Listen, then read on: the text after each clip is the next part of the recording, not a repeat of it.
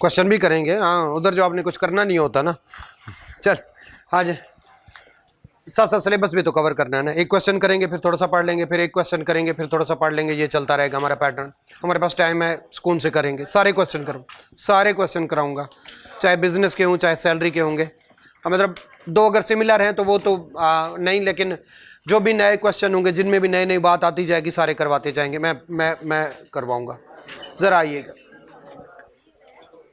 पिछले 2 साल में टैक्स पे किया था, बस बेटा बस, पिछले 2 साल में टैक्स पे किया था, लिहाजा अब रिटर्न फाइल करना पड़ेगी। पिछले साल का लॉस कैरी फॉरवर्ड, यहां तक हमने पढ़ा था। हमने पढ़ा कि किस किस बंदे ने रिटर्न फाइल करनी है। जाहिर है कोई बंदा कहता है भाई तुमने इनकम टैक्स रिटर्न फाइल नहीं करी, वो कहने मेरे पे बनता ही नहीं है। तो क्या देख ले, इन शर्तों में से कहीं पे आता नहीं। नंबर 1, वो कंपनी है तो लाजमी तौर पर रिटर्न फाइल करनी, चाहे इनकम है नहीं है, लाजमी तौर पर रिटर्न फाइल करनी है। अगर वो अदर देन कंपनी यानी एओपी है और या इंडिविजुअल है तो 4 लाख से इनकम बढ़ गई तो रिटर्न फाइल करनी है। लेकिन अगर बिजनेस में है और इंडिविजुअल है तो 3 लाख से, नीचे लिखा हुआ 3 लाख से इनकम बढ़ गए तो रिटर्न फाइल करनी है। हर नॉन प्रॉफिट ऑर्गेनाइजेशन को रिटर्न फाइल करनी है। और अगर ना भी बताता तो नॉन प्रॉफिट ऑर्गेनाइजेशन को हमने ऐड किया हुआ था कंपनी की डेफिनेशन में, तो हम इनसे रिटर्न फाइल वैसे भी करवा लेते। हर वो बंदा चाहे उसकी 10 रुपए इनकम हो, लेकिन हो सब्जेक्ट टू क्या, फाइनल टैक्स। इसका मतलब है हर बंदा जो प्रॉफिट ऑन डेट ले रहा है 5 मिलियन से कम, हर वो बंदा जो कंपनी से डिविडेंड ले रहा है उसके रिटर्न फाइल करनी है। पिछले 2 सालों में किसी एक साल में टैक्स पे किया, रिटर्न फाइल करनी है। Carry forward of loss claim कर रहा है, रिटर्न फाइल करनी है। अब जरा आगे चलते हैं, थोड़ा टेक्निकल पॉइंट है। इमूवेबल प्रॉपर्टी है उसकी, फ्लैट भी हो सकता है, प्लॉट भी हो सकता है, और जो है बिल्डिंग भी हो सकती है। तो क्या कह रहा है, अगर फ्लैट को अलहदा कर देगा बाद में तो हम अलहदा कर लिखेंगे, अदरवाइज अभी तक सारा कुछ मौजूद है। इमूवेबल प्रॉपर्टी है जिसका लैंड एरिया है 500 स्क्वायर यार्ड। यार्ड को क्या कर ले, जो है अंडरलाइन कर दे, कहीं पे फीट कह देता है, कहीं पे यार्ड कह देता है, तो ये आपने रट्टा लगाना है। अगर आपकी कोई इमूवेबल प्रॉपर्टी है 500 स्क्वायर यार्ड्स, इसको कन्वर्ट कीजिएगा मरले में या कनाल में तो आपको खुद ही अंदाजा लग जाएगा कि कितना कह रहा है। 500 स्क्वायर यार्ड या उससे ज्यादा की है तो आपने रिटर्न फाइल करनी है। या आर है, ओन्स एनी फ्लैट, इसका मतलब है ऊपर वाली प्रॉपर्टी से फिर फ्लैट निकल गया।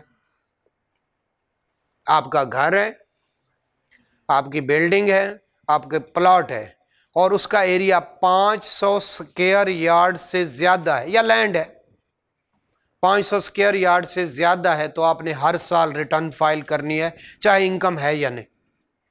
या फिर आपके पास फ्लैट है और वो म्यूनिसिपल एरियाज में आते हैं। एक होती है फेडरल गवर्नमेंट, एक होती है प्रोविंशियल गवर्नमेंट, एक होती है local government. Local government municipal committee होती है शहर की हदूद में। अगर आपके पास फ्लैट है और वो म्यूनिसिपल कमेटी यानी शहर की हदूद में आती है, देहातों में म्यूनिसिपल कमेटी का एरिया नहीं होता। आप शहर से निकल गए, म्यूनिसिपल कमेटी की हद खत्म हो गई, म्यूनिसिपल लिमिट्स खत्म हो गई, उसके बाद जो है वो कौन से वाला रूरल एरिया शुरू हो गया, अर्बन एरिया खत्म हो गया। तो फ्लैट आपके पास कहाँ पे हो, म्यूनिसिपल लिमिट्स में, तो आपने रिटर्न फाइल करनी है। इसके लिए कोई एरिया नहीं बताया। इसका मतलब है फ्लैट चाहे बहुत बड़ा हो या छोटा हो, आपने रिटर्न फाइल करनी है। या आपका फ्लैट है इन किस में, एरिया इन अ कंट्रोल, चाहे वो म्यूनिसिपल में आए या ना आए, कैंट में आ जाए तो भी आपने रिटर्न फाइल करनी है। या फिर किस में आए, इस्लामाबाद में, तो म्यूनिसिपल लिमिट्स में, शहरों की म्यूनिसिपल लिमिट्स में हो पूरे पाकिस्तान में फ्लैट, या फिर कहाँ हो, कैंट में हो या इस्लामाबाद कैपिटल टेरिटरी में हो, तो आपने रिटर्न फाइल करनी है। एरिया का जिक्र नहीं है। लेकिन अगर आपकी कोई प्रॉपर्टी है इमूवेबल किसके, फ्लैट के अलावा, तो उसके लिए एरिया उन्होंने डिफाइन कर दिया, कितना है, 500 स्क्वायर यार्ड्स फीट नहीं, यार्ड्स। आगे चलते हैं। Owns immovable property, immovable property है। रेटिंग एरिया में कुछ है पोस्ट इलाके, आपके समझने के लिए कंसेप्ट बहुत बड़ा है, जो है उनको उसने क्या कह दिया है, रेटिंग एरिया मतलब डीएचए वगैरह। लैंड एरिया कितना हो, 500 स्क्वायर यार्ड हो। पहले ये डिफरेंट था, अब इसको भी 500 कर दिया, इसको भी 500 कर दिया। तो अगर आप इसमें नहीं भी आ रहे और आपकी 500 स्क्वायर यार्ड्स हैं तो दोनों हैं। एक है रेटिंग एरिया में, किस में हो, रेटिंग एरिया में कितनी हो, 500 स्क्वायर यार्ड हो, या आपकी क्या हो, 500 स्क्वायर यार्ड हो, तो आपने रिटर्न फाइल करनी ही करनी है, चाहे रेटिंग एरिया हो या ना हो। तो पहले ये डिफरेंट थे, अब इन दोनों को सेम कर दिया। तो मैं कहता हूं अगर आपका रेटिंग एरिया में या कहीं भी 500 स्क्वायर यार्ड से ज्यादा की इमूवेबल प्रॉपर्टी है तो आपने रिटर्न फाइल करनी ही करनी है। क्लियर है? पहले इन दोनों का एरिया अलग था, तो ये अब ये रिडंडेंट हो गई। ये पॉइंट नंबर 4 जो है अब ये रिडंडेंट हो गया। तो क्यों? क्योंकि यहां से रेटिंग एरिया हो ना हो, बस 500 स्क्वायर यार्ड हो तो आपने रिटर्न फाइल करनी है। खैर आगे चलते।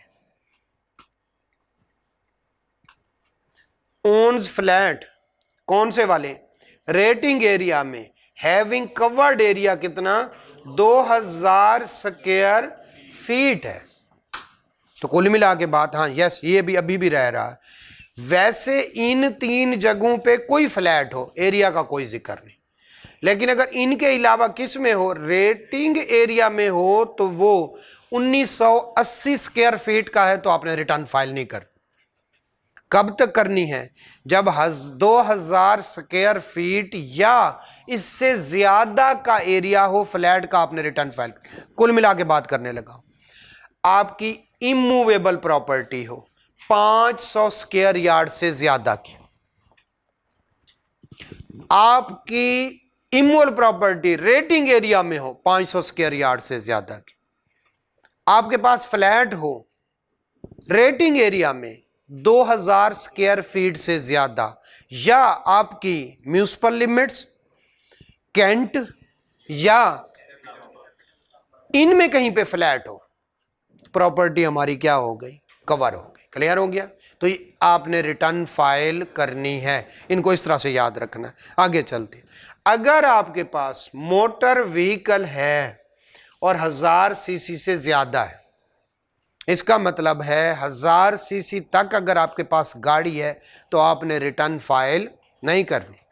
अब जरा बताइएगा, इधर से छोटे मोटे से क्वेश्चन बनाते। एक बंदे की इनकम है 3.5 लाख और उसके पास गाड़ी है 800 सीसी, उसे रिटर्न फाइल करनी है।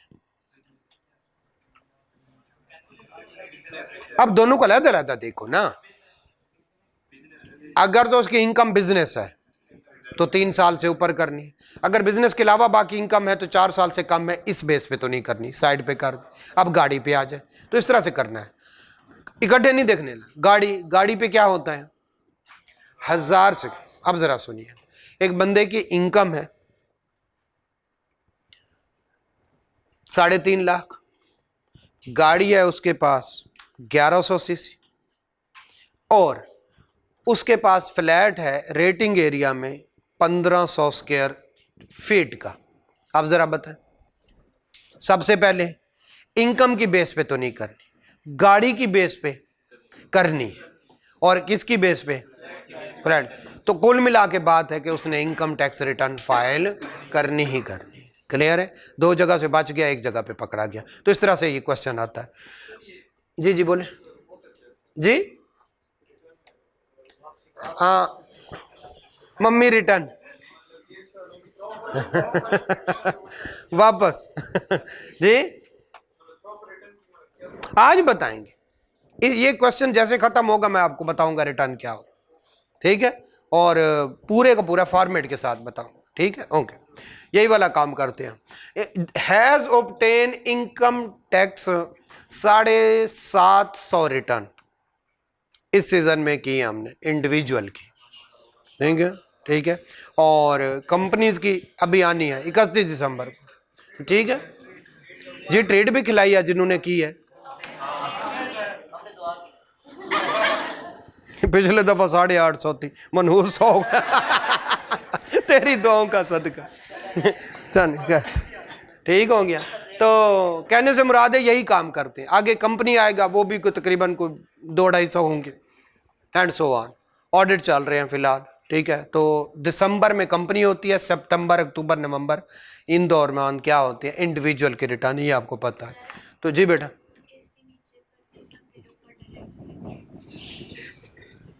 हाँ अच्छा, इस तरह से इधर से नीचे नीचे कर चले।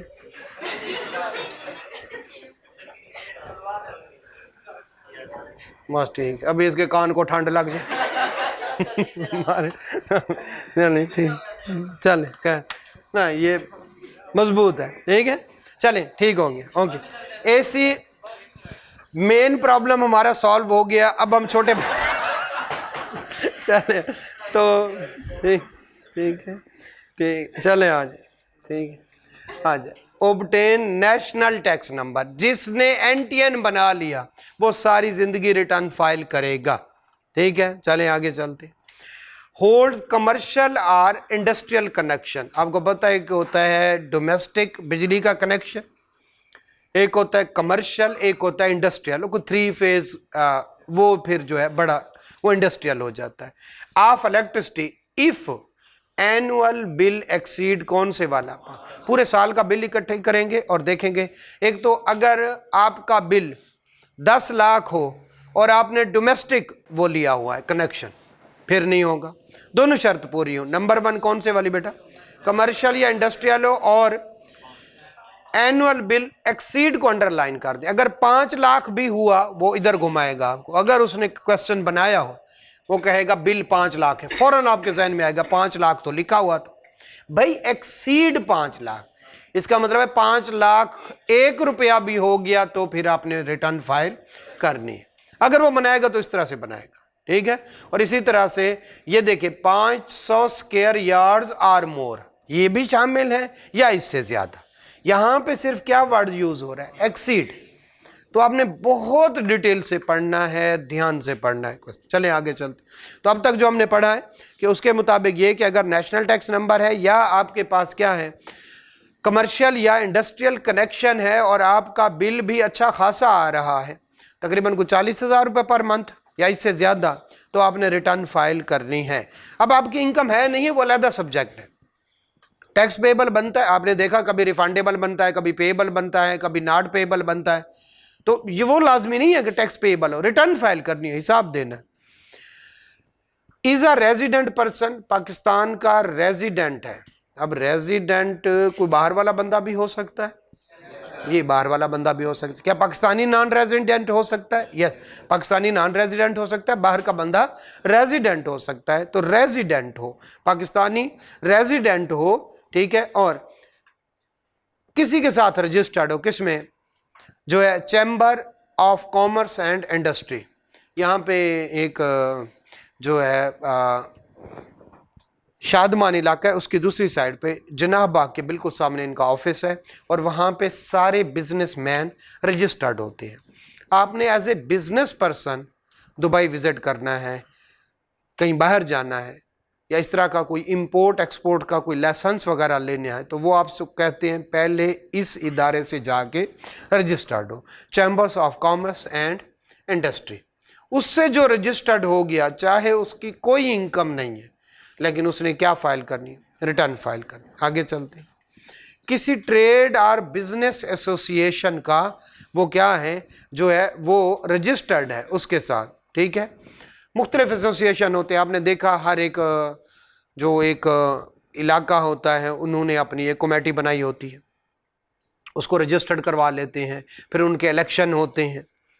कुछ ट्रेड यूनियंस होती हैं, सुना है कभी, तो उनका अगर आप मेंबर हैं तो आपके लिए लाजमी है कि वो क्या हो, आप अपनी रिटर्न फाइल करें।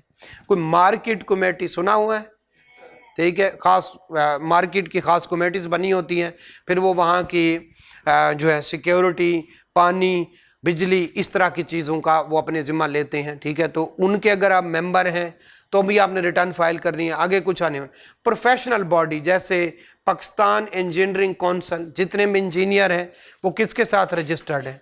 पीईसी के साथ। इसी तरह से Pakistan medical and dental council, इसके साथ कौन रजिस्टर्ड है?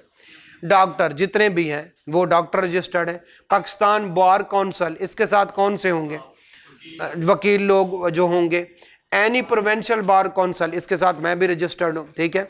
इंस्टीट्यूट ऑफ चार्टर्ड अकाउंटेंट, जितने भी चार्टर्ड अकाउंटेंट इसके साथ। Institute of cost and management. तो अगर आप इनमें से किसी भी बॉडी के साथ रजिस्टर्ड हैं, चैम्बर के साथ रजिस्टर्ड है, और किसके साथ रजिस्टर्ड है?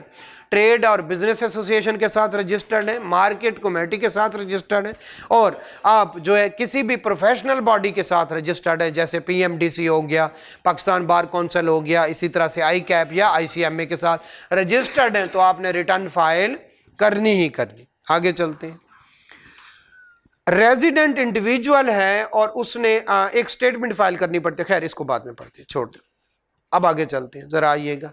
पर्सन, इसको बाद में पढ़ते हैं, मैं आपको पढ़ा देता हूं, पहले इसका जरा इंट्रोडक्शन दे देंगे, ठीक है। उसके बाद कौन से वाला है? ये टैक्स जो है एक्स पॉइंट हमारा रह गया। उसके बाद वो कह रहा है कि अगर किसी को बोर्ड कह दे कि आपने रिटर्न फाइल करनी है, ठीक है, जरा देखिएगा। Persons or class of person, कौन करता है? बोर्ड तो मेरे ख्याल में क्लास ऑफ पर्सन को करता है ना, पर्सन को तो कमिश्नर करता है, इसी वजह से पर्सन्स लिखा हुआ है। या क्या लिखा हुआ है? Class of persons. ये ऊपर सारे क्या हैं? क्लासेस है ना, ये क्लासेस है। लेकिन उसके लिए अप्रूवल क्या लेनी पड़ेगी? मिनिस्टर इंचार्ज की। हमने देखा कोई एग्जाम्पशंस भी हों तो फिर भी वो मिनिस्टर के पास लेके जाते हैं, वगैरह वगैरह। खैर आगे, ये हमने पढ़ा हुआ है, जो 1A है वो हमने पढ़ा हुआ है। तो एक हमारा पॉइंट रह गया 10 का। मैं आपको एक कंसेप्ट आज का बताता हूं, जरा आइएगा। इनकम टैक्स रिटर्न कैसे फाइल करते हैं?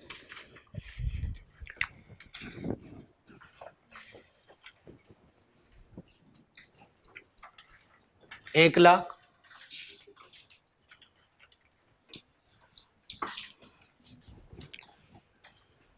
दो लाख,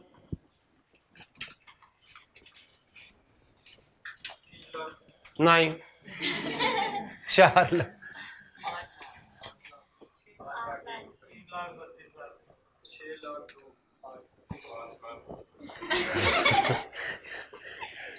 6 लाख। चलें, टोटल कितना? 13 लाख ना, 13 ना मेरा, अच्छा चल, हाँ डबल। टैक्स बताएं, टैक्स लाइबिलिटी, टैक्स पेएबल बताएं।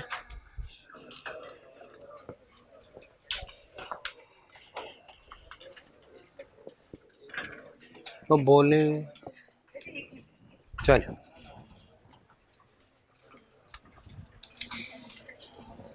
तावीज किधर है? किधर है आपके? एक लेट आए, दूसरा क्वेश्चन नहीं कर रहे जी। जी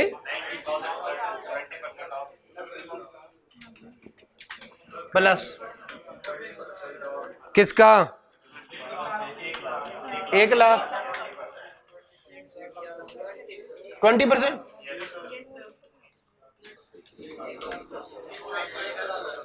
एक लाख 10, ठीक है, ये वो पे कर देगा और जान छोड़ जाएगी उसकी। क्लियर है? ये कहलाती है इनकम टैक्स रिटर्न। ये रिटर्न है, लेकिन ये पूरी नहीं है। रिटर्न में बिल्कुल इसी तरह से लिखेंगे, एक सेक्शन आएगा इनकम फ्रॉम प्रॉपर्टी का, लेकिन वो ऐसे नहीं होगा। इनकम फ्रॉम प्रॉपर्टी का जो सेक्शन होगा उसमें लिखा होगा ग्रॉस रेंट। आपका हो गया जनाब 5 लाख, ठीक है। फिर वहां पे होगा 1/5 एक्सपेंस, समझ रहे? कितना कितना? 1 लाख, ये वहां पे होगा, ठीक है। फिर वहां पे होगा लीगल फीस, फिर वहां पे होगा, समझ ले, वो भी 1 लाख है, ऐसे बात कर रहा हूं, ठीक है। फिर वहां पे आएगा जनाब इंटरेस्ट, वो कुछ 2-3 तरह के इंटरेस्ट पड़ा हुआ है, वो 1,00,000 रुपये आपने लिख दिया, ठीक है। फिर आएगा जनाब इसी तरह से बैड डेट, सारी लिस्ट होती है, ठीक है। मैं कोई और एक्सपेंस कर रहा हूं और वो कितना है 1,00,000, ये कुल मिला के कितने हो गए 4,00,000, इसमें से लेस हुआ तो कितना बच गया, ये हमने लाया। क्लियर हो गया। इसी तरह से इनकम फ्रॉम अदर सोर्सेज की डिटेल, एक सेक्शन होंगे काफी सारे, वो करते जाएंगे करते जाएंगे करते जाएंगे, तो फिर कितना बन जाएगा ये 13,00,000। 13,00,000 पे टैक्स कितना, वो एक चालान निकालेगा 1,10,000 रुपया पे कर देगा, उसकी लाइबिलिटी क्या हो जाएगी नहीं। और अगर ऑलरेडी पेड उसके टैक्स हुए जैसे सैलरी वगैरह, वो क्या करना माइनस कर देगा 100। तो अनरजिस्टर्ड हो तो रजिस्टर्ड ही नहीं है, कौन से वाला, वो 100% क्रेडिट है ना। वो क्या कर रहे होंगे, इनकम फ्रॉम बिजनेस कमा रहे होंगे, उनकी इनकम फ्रॉम बिजनेस है, यही उनका बिजनेस। इनकम फ्रॉम बिजनेस लिखेंगे, उन पे टैक्स निकालेंगे, 100% टैक्स क्रेडिट देंगे। वो था ना स्टार्टअप, हमने पढ़ा था। तो वो पाकिस्तान सॉफ्टवेयर, अगर वो उसने शर्तें पूरी कर दी, कौन से वाली, पाकिस्तान सॉफ्टवेयर बोर्ड के साथ रजिस्टर्ड हो, सेल्स टैक्स इनकम टैक्स, और वो फाइल कर रहा, तो इधर लिखेंगे 100% क्रेडिट और वो आ जाएगा और ख़त्म हो जाएगा। क्लियर है, उसको पे नहीं करना। यहाँ तक सब ओके है। ये करने के बाद अब उसको साथ में, अगर तो है वो बिजनेसमैन, तो साथ में उसको अकाउंट्स देने पड़ेंगे, जिसको फाइनेंशियल स्टेटमेंट कहते हैं, वो अटैच करेगा। अगर वो बिजनेसमैन है, उसके 3 मिलियन से ज्यादा कैपिटल है, तो ऑडिटेड फाइनेंशियल स्टेटमेंट साथ लगाएगा। दोबारा से कानून है, 1,00,000 से कम की कंपनी हो तो उसने ऑडिटेड अकाउंट्स नहीं करवाने, यानी अकाउंट्स का ऑडिट नहीं करवाना। प्योरली कैफ8 का कंसेप्ट है। 1,00,000 से 1 मिलियन तक अगर कैपिटल हो तो आपने ऑडिट नहीं करवाना। 1 मिलियन से 3 मिलियन तक चाहे चार्टर्ड अकाउंटेंट से करवा ले, चाहे कॉस्ट एंड मैनेजमेंट से करवा ले। और 3 मिलियन से ऊपर वाले जितने भी हैं वो कौन करेगा, वो चार्टर्ड अकाउंटेंट करेगा। यहां तक क्लियर है।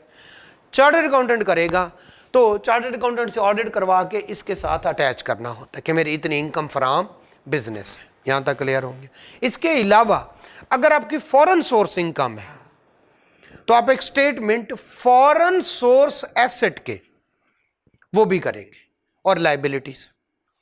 इसका मतलब है आपको अमेरिका से सर्टिफिकेट लाना पड़ेगा कि मेरी इतनी इनकम है, क्योंकि आप फॉरेन सोर्स इनकम पे, अगर वो सैलरी इनकम है तो आपकी फॉरेन सोर्स इनकम एग्जेम्प्ट हो जाती है। अगर टैक्स कट जाए तो सैलरी पे, अगर फॉरेन सोर्स सैलरी पे टैक्स कट जाए तो वो क्या हो जाती है जी, आवाज नहीं आ रही या बने बाहर जाना है?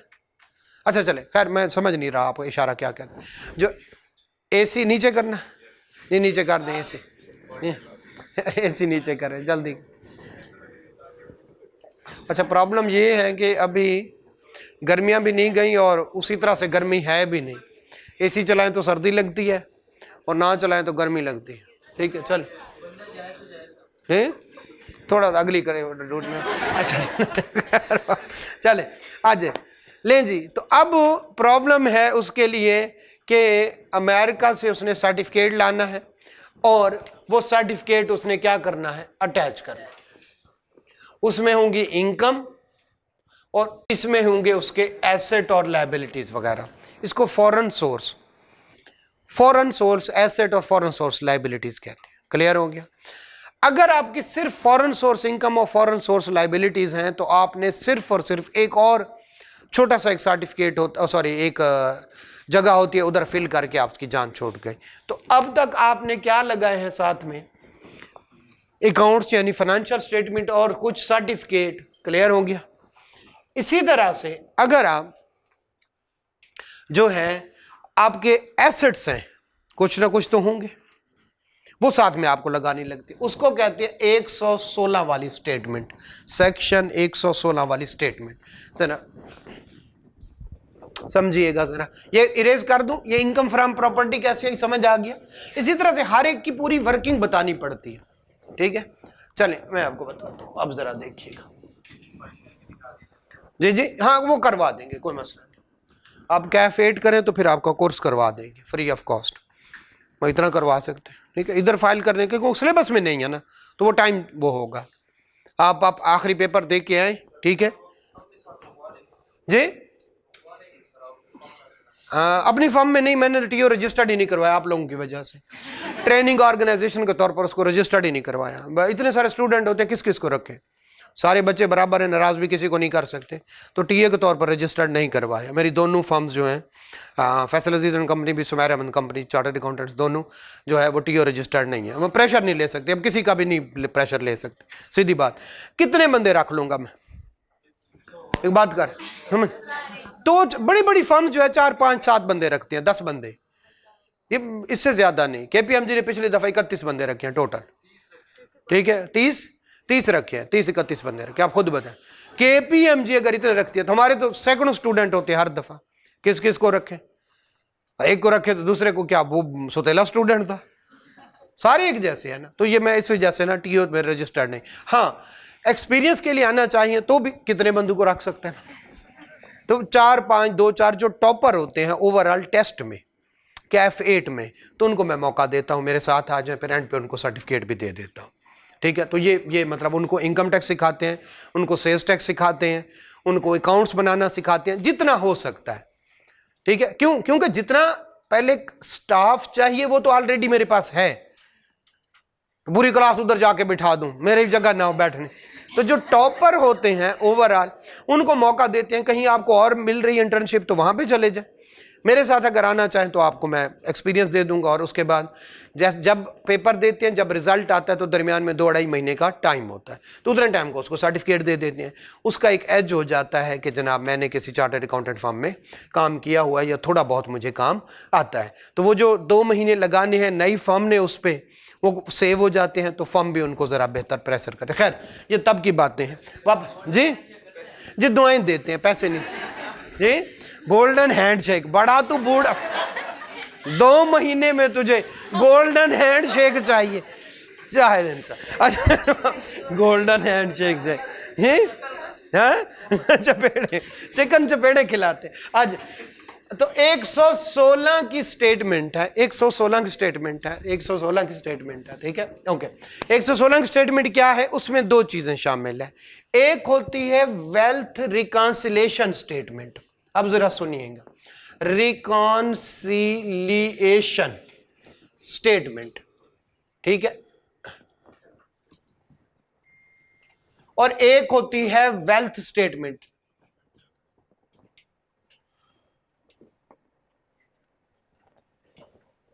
Wealth statement, wealth reconciliation statement, ठीक है। अच्छा, अब वेल्थ रिकॉन्सिलेशन स्टेटमेंट और वेल्थ स्टेटमेंट जरा समझिएगा। ये है 2024, ये है 2023, ठीक है। 2023 और 24 इसमें आपके पास लैंड थी, 2023 की बात कर, ठीक है, समझ ले कोई, ठीक है, 1 मिलियन की, ऐसे कह, ठीक है। और आपके पास कार थी जो है वो कह लें कि 1.5 मिलियन की, ठीक है, 15 लाख की। इसके अलावा आप, ये सारी आपकी वेल्थ स्टेट, ये क्या है आपकी वेल्थ स्टेट। एक कंसेप्ट समझिएगा, अगले 10 मिनट हम यही समझेंगे, पढ़ेंगे कल, कोई मसला नहीं। ये समझना जरूरी है कि ओवरऑल क्या हो। कार जो है आपकी 15 लाख, ठीक है, 10 लाख की आपके पास कोई लैंड थी, कोई जितनी भी थी। इसके अलावा आपके पास ज्वेलरी थी, ठीक है, जो है वो कोई लैंड टोटल तेरे पास इतनी है, तो चोरी की है, हाँ, सारा कुछ गोल्ड में रखा हो, ठीक है। अच्छा चल, ज्वेलरी जो है 5 लाख, ज्वेलरी जो है 5 लाख, ये बिल्कुल इसी तरह से करते हैं हम, जिस बिल्कुल इसी तरह से कर रहे हो, ठीक है। अच्छा बकवास नहीं करो, ज्वेलरी कम। अच्छा ज्वेलरी, इसके अलावा आपके पास बैंक में जो पड़े हुए हैं वो 2 लाख है, ठीक है, और आपके पास कैश है। ये ज्यादा आइटम होते हैं, जितने कोई हो सकते हैं। इवन घर में जो फर्नीचर है उसकी भी एक तखमीना लगा के हम लिखते हैं, एक अंदाजा लगाते हैं। इवन आपके पास जो रिस्ट वॉच है, मोबाइल है, लैपटॉप है, उनका भी एक अंदाजा लगाते हैं। उन पे भी तो पैसे लगते हैं, वो भी तो आपके एसेट्स हैं, जितने भी होते हैं जी। नहीं, उसकी कॉस्ट लेते हैं, हिस्टोरिकल कॉस्ट लेते हैं। फिर जब सेल करते हैं, अगर वो कैपिटल एसेट है, अगर वो कैपिटल एसेट तो फिर कैपिटल गेन आएगा, और अगर मूवेबल है और कैपिटल एसेट नहीं है तो फिर क्या होगा कैपिटल। तो इस वजह से उनकी क्या हिस्टोरिकल कॉस्ट लेते हैं। जब सेल करेगा तब उसका प्लस माइनस देखेंगे, लाख रुपए की थी 1.5 लाख की बिक है तो 50 का क्या आ जाएगा, और ये कैपिटल एसेट है। इसमें से पढ़ा था कैपिटल, भूल अल्हम्दुलिल्लाह भूल। अच्छा चले, तो फिर कैश है आपके पास जो है 1 लाख का। ये 2023 की बात हो रही, वो 2024 है, ये 2024 की रिटर्न फाइल की है। ठीक है, जरा देखिएगा। अब जनाब ये सारा कुछ आपके पास है, ठीक है। अब बढ़ाना चाहते हैं, इसको भी 10 लाख कर लें, कोई मसला नहीं, ठीक है, और इसको 20 कर दें, कोई प्रॉब्लम नहीं, थोड़ा अमीर अमीर फील करें ना, ठीक है। अच्छा, इसको भी 10 लाख कर। अब बताएं टोटल 2023 के एंड पे कितने एसेट हुए आपके?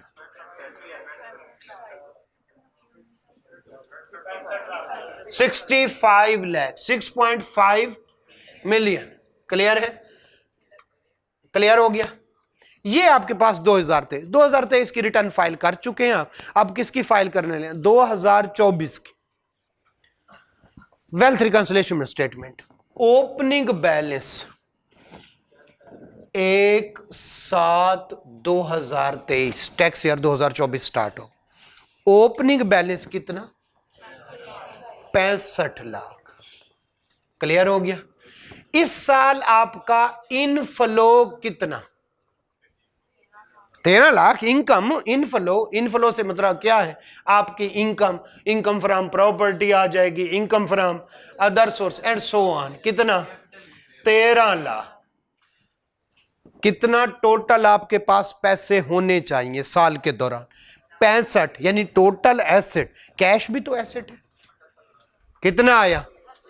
कितना? 78। लेकिन आपने 1 रुपया भी खर्च नहीं किया। Minus outflow. मसलन ये एजुकेशनल एक्सपेंस है, मसलन ये बिजली का बिल है, मसलन ग्रोसरी है, मसलन फलां। वो कह दे आपके 7 लाख का खर्चा हुआ। कितना? 7 लाख। अब आपके पास कितने एसेट होने चाहिए? कितने? 71 लाख। ये है वेल्थ रिकंसिलिएशन। अब इधर आ जाए, इधर आना चाहिए 71 लाख।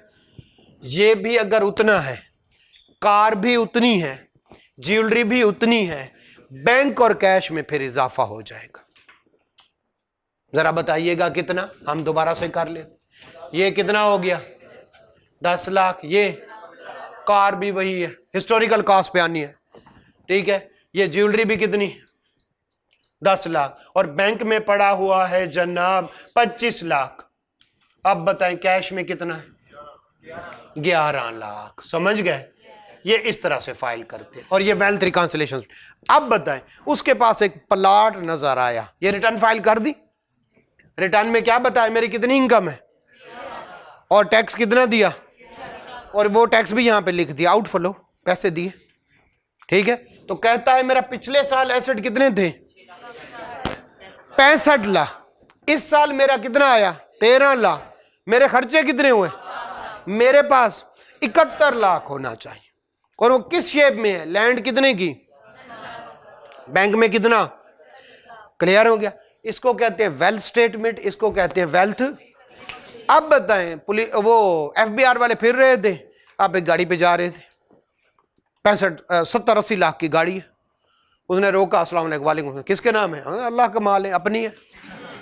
तो उसने कहा CNEC बताओ, उसने CNEC बताया, NTN निकाला, इनमें तो कहीं नजर नहीं आ रही।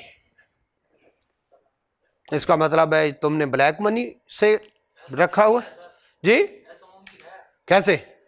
वो भूपी की है? हाँ?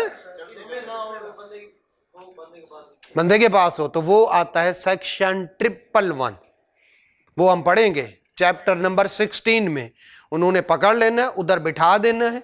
आपकी इनकम में, उस साल की इनकम में 65 लाख ऐड करना है, तो माशा से आपकी इनकम 13 लाख से कितने पे पहुंच जाएगी?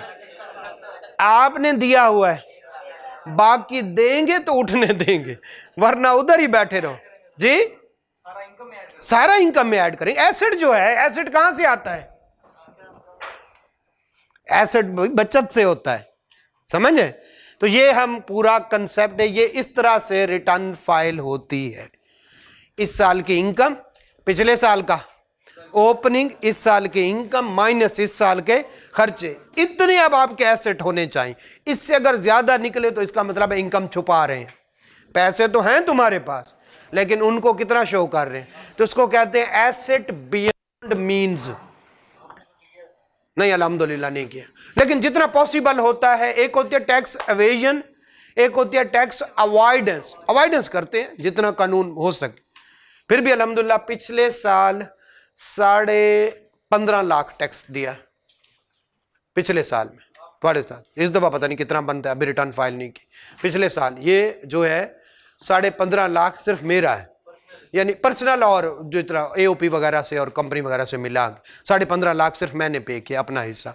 तो अच्छी खासी अमाउंट दे रहे हैं, और क्या करें, मर जाए। लें जी,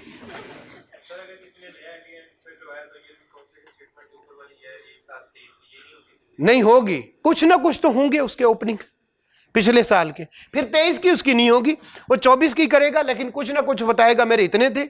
या फिर रिवर्स कर लेते, हम पूछते हैं अभी कितने एसेट है, उसके साथ एक्सपेंसेस ऐड कर लेते हैं और इनकम लेस कर देते हैं, तो उसका ओपनिंग आ जाता है। रिवर्स कैलकुलेशन कर, लेकिन होती इसी तरह से। कल यहीं से स्टार्ट करेंगे और यही वाली बातें यहाँ पे लिखी हुई।